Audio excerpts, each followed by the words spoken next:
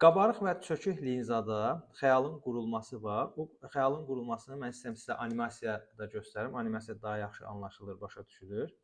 Öncə qabarıq linzada xəyalın qurulmasını göstərirəm. Deməli, biz bilirik ki, qabarıq linzada cisim iki qat fokusdan arxada olanda onun xəyalı iki qat fokusla fokus arasında kiçildilmiş, tərsinə çevrilmiş və həqiqi olur. Həqiqətən biz bunu burada görürük. Baxın, iki qat fokusdan arxadadır cisim, onun xəyalı F ilə 2F arasında kiçildilmiş, tərsinə çevrilmiş. Cisim 2F-də olanda onun xəyalı da 2F-də alınır, tərsinə çevrilmiş, özü boyda və həqiqi olur. Onu da biz burada görürük.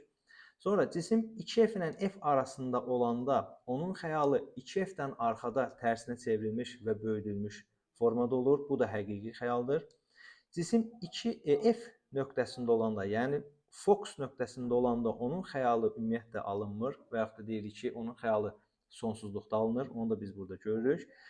Cisim linza ilə fokus nöqtəsində olanda onun xəyalı arxada, düzünə, böyüdülmüş və mövhumi xəyal olur. Mövhum xəyal o deməkdir ki, şüaların özləri yox, uzantıları kəsişir. Şüaların uzantıları kəsişəndə xəyal mövhumi olur. Şüaların özləri kəsişəndə xəyal həqiqi olur. Məsəl üçün deyək ki, cisim 2 qat qoyanda, 2 qat fokusa qoyanda onun xəyalı da 2 qat fokusda olur. Görürsünüz, burada şüaların özləri kəsişir. İndi isə səpici çökük linzada xəyalın qurulmasına baxaq. Burada isə cisimi hara qoyuruqsa qoyaq, fərqi yoxdur. Cismin xəyalı, deməli, F nöqtəsi ilə linza arasında və yaxud da deyirik ki, cisimlə linza arasında kiçildilmiş, düzünə və mövhumu şəkildə alınır. Niyə mövhumudur? Çünki burada da şüaların qırıq-qırıq xəttlərlə göstərilib uzantılar kəsişir. Bir də burada abituriyentlərin qarşıladığı bir nöqtə var.